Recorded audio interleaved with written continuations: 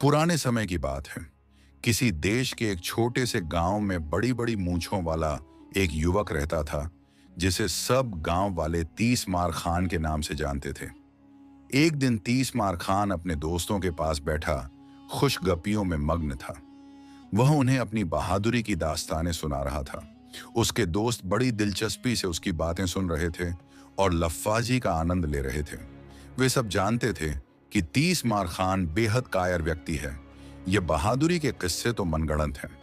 30 मार खान को इस बात की कोई परवाह नहीं थी कि उसके दोस्त उसके बारे में क्या राय रखते हैं। वह तो खुद को उनसे मुमताज साबित करके तस्लीम पा रहा था।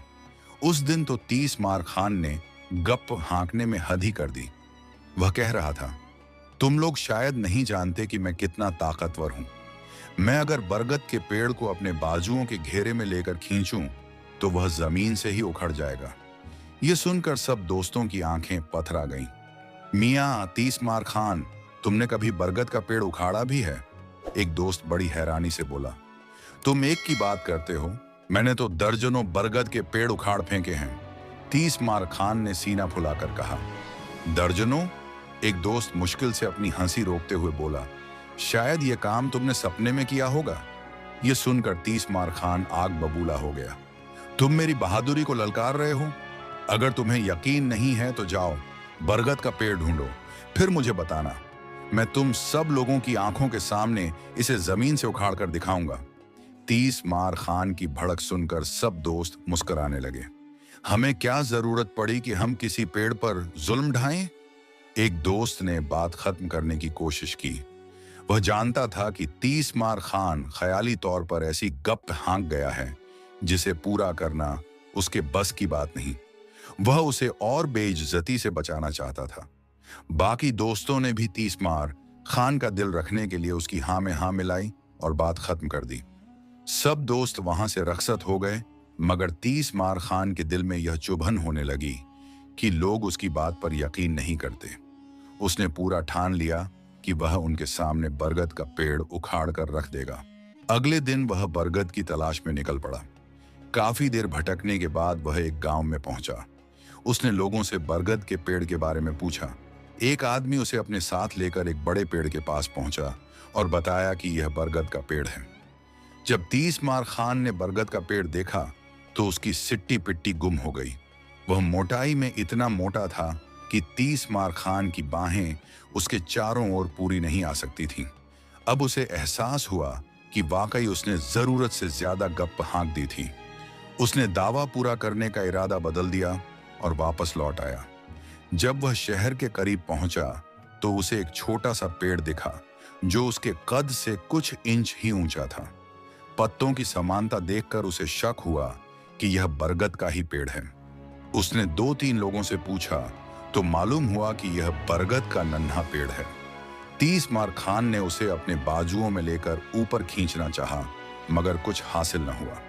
वह उसी पेड़ के नीचे बैठकर सोच विचार में मग्न हो गया। अचानक उसके दिमाग में एक तरकीब आई। वह वहां से बढ़ई के पास पहुंचा और उससे कुछ सवाल किए। जवाब पाकर वह वहां से निकला और अलग अलग जगहों पर घूमता रहा। शाम तक उसने एक थैला हासिल कर लिया।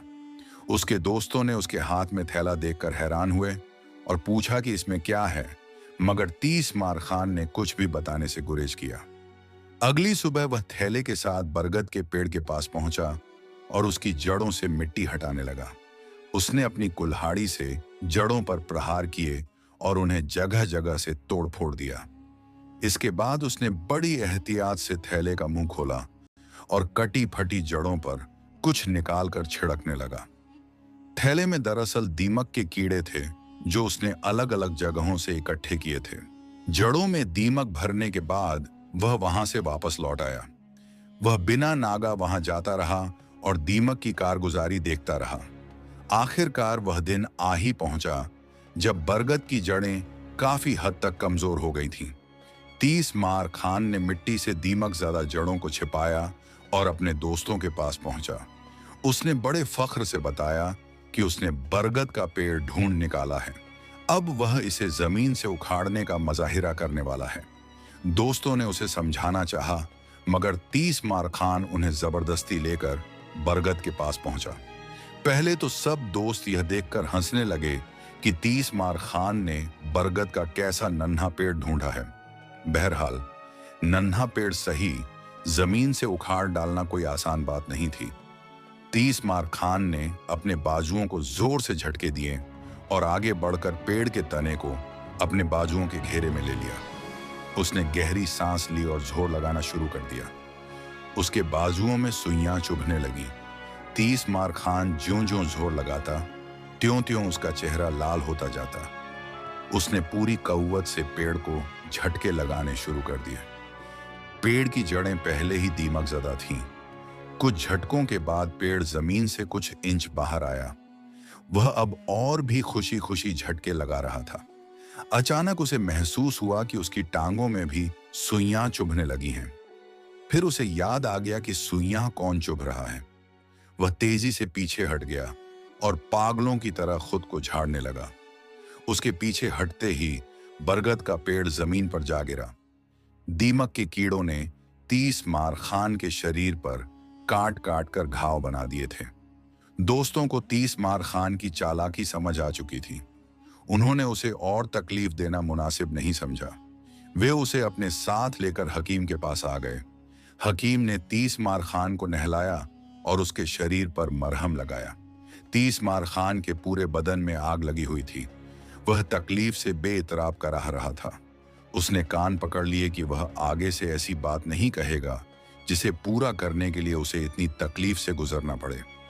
बहरहाल उसने यह दावा तो सच कर दिखाया कि वह बरगद का पेड़ उखाड़ सकता है। दोस्तों, यह कहानी आपको कैसी लगी? कमेंट्स में अपनी राय का इजहार जरूर कीजिएगा। हमारे चैनल को सब्सक्राइब कर दीजिएगा। वीडियो देखने का बहुत बहुत शुक्रिया।